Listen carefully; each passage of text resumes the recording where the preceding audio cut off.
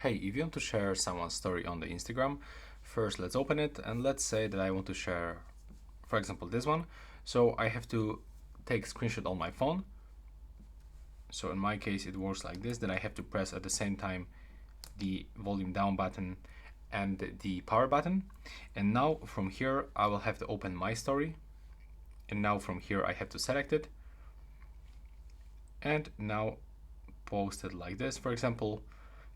And I can tag also this account, so it was the Cristiano Ronaldo, so I can mention Cristiano just like this, and now I can click to share it to my story. And now when I open it, as you can see, that's the only way that you can actually that's the only way to share someone's story into your story on the Instagram. But there's also a second way to do this. When you open this story, you can click right here, and from this place you can actually share this story into the someone a direct message to the WhatsApp, Facebook, on the threads, and also we can copy link and paste wherever you want.